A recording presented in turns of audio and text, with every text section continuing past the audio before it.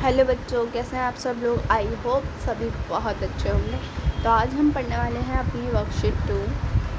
Class हमारी 10वीं है कक्षा और विषय है सामाजिक विज्ञान राजनीति विज्ञान और तिथि है हमारी 8 जुलाई 2021। भारतीय संविधान। आज हम पढ़ेंगे भारतीय संविधान के बारे में। प्यारे विद्यार्थियों, पिछले कार्यपत्रक में आपने भारतीय संविधान की उद्देशिका का देखा व उसमें भारतीय संविधान की प्रमुख विशेषताओं को खोजने का प्रयास किया।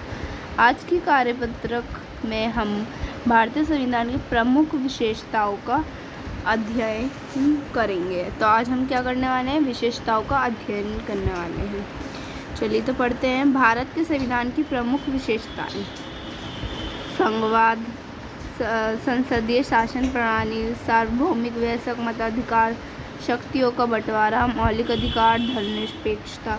संघवाद, शासन की ऐसी प्रणाली जहां शासन दो अथवा दो से अधिक स्तर पर बांटा गया हो। ये शासन को कितने स्तर पर बांटा हो, 2 स्तर पर बांटा गया हो।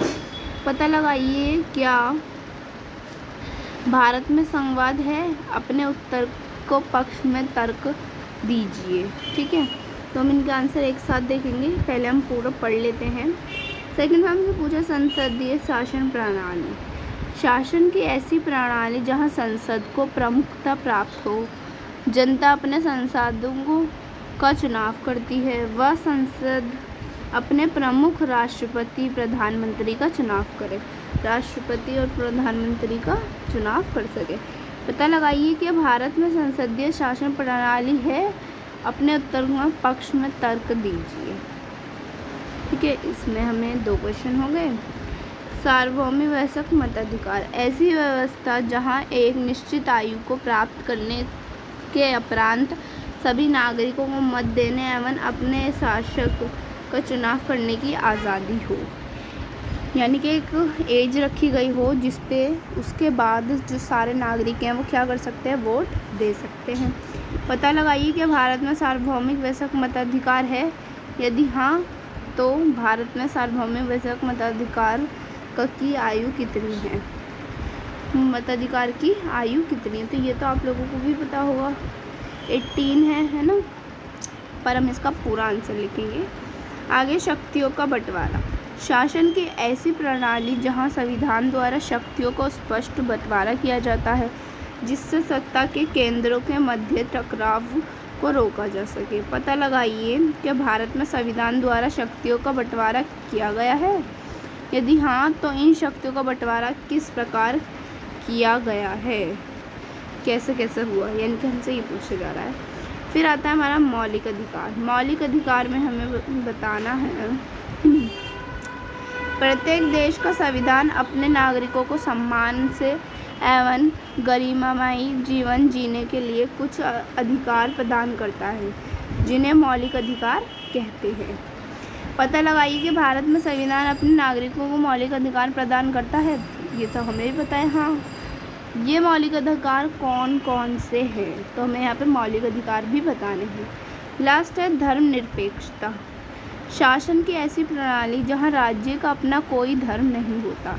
राज्य अपने नागरिकों मध्य धर्म के आधार पर कोई भेदभाव नहीं करता। उसके सभी नागरिकों को किसी भी धर्म को मानने की आज़ादी होती हो, क्योंकि जो जिस पर विश्वास करता है वो उसे मान सकता है। पता लगाइए कि क्या भारत में धर्मनिरपेक्षता का पालन किया जाता है।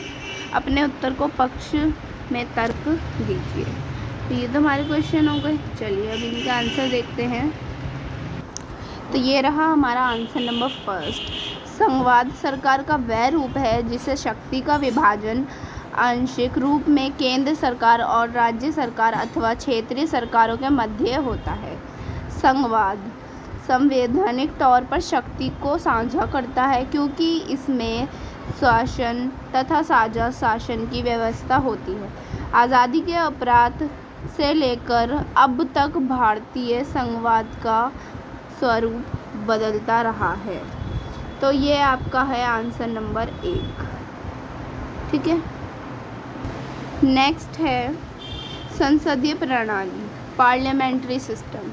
लोकतांत्रिक शासन व्यवस्था की वह प्रणाली है जिसमें कार्यपालिका अपनी लोकतांत्रिक वैधता विधायिका के माध्यम से प्राप्त करती है और विधायिका के प्रति उत्तरदायी होती है। इस प्रकार संसदीय प्रणाली में कार्यपालिका और विधायिका एक दूसरे को परस्पर संबंधित करते हैं। तो ये आपका आंसर नंबर 2 हो गया। ठीक है, आगे पढ़ते हैं। सो थर्ड आंसर है, कुछ देशों में केवल उन्हीं लोगों को वोट का अधिकार था जिनके पास संपत्ति थी। इसे सार्वभौमिक वयस्क मताधिकार कहा जाता है।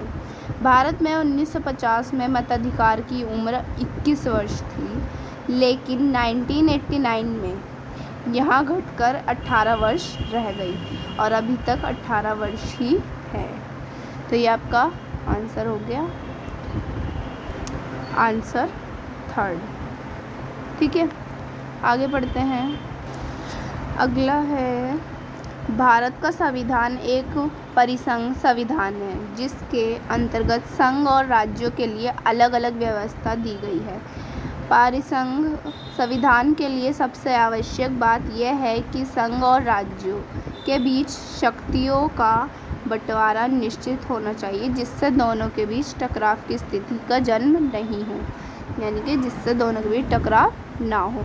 तो ये आपका आंसर नंबर 4 हो गया। ठीक है, अब 5th आंसर है ये, धर्म, मूल वंश, लिंग और जन्म स्थान के आधार पर विभेद का प्रतिषेध, लोक नियोजन के विषय में अवसर की समता। अनुच्छेद 19 में उल्लेखित स्वतंत्र के 6 मौलिक अधिकार का संरक्षण था। अल्पसंख्यकों की भाषा, लिपि और संस्कृति का संरक्षण। तो ये है आपका आंसर नंबर 5। लेकिन इसके आगे हमसे पूछा गया था कि ये मौलिक अधिकार कौन कौन से हैं, तो हमें वो मौलिक अधिकार भी बताने हैं। तो ये रहे वो 6 मौलिक अधिकार। भारत का संविधान 6 मौलिक अधिकार प्रदान करता है। समता का अधिकार अनुच्छेद 14 से 18 तक, स्वतंत्रता का अधिकार अनुच्छेद 19 से 22 तक, शोषण के विरुद्ध अधिकार अनुच्छेद 23 से 24 तक, धर्म की स्वतंत्रता का अधिकार अनुच्छेद 25 से 28 तक, संस्कृति और शिक्षा संबंधी अधिकार अनुच्छेद 29 से 30 तक, संवैधानिक उपचारों का अधिकार अनुच्छेद 32। ठीक है, तो ये हैं 6 मौलिक अधिकार। तो ये भी आपका आंसर 5th में ऐड होगा। ठीक है, तो आगे पढ़ते हैं। 6th आंसर है हमारा, अनुच्छेद 25 के अनुसार भारत के सब नागरिक को किसी भी धर्म को मानने की आज़ादी है। ठीक है, प्रस्तावना में धर्मनिरपेक्षता शब्द का प्रयोग 42वें संविधान 42वें संविधान संशोधन 1976 द्वारा भारतीय संविधान की प्रस्तावना में संशोधन करके धर्मनिरपेक्ष शब्द अंकित करके भारत को स्पष्ट रूप से धर्मनिरपेक्ष राज्य घोषित किया गया। तो ये आपका आंसर नंबर 6 है। ठीक है, तो यही थी हमारी आज की वर्कशीट नंबर 2। ठीक है, तो आपको मेरी वीडियो पसंद आई हो तो प्लीज़ लाइक कीजिएगा, चैनल को सब्सक्राइब कीजिएगा। Thanks for watching my video.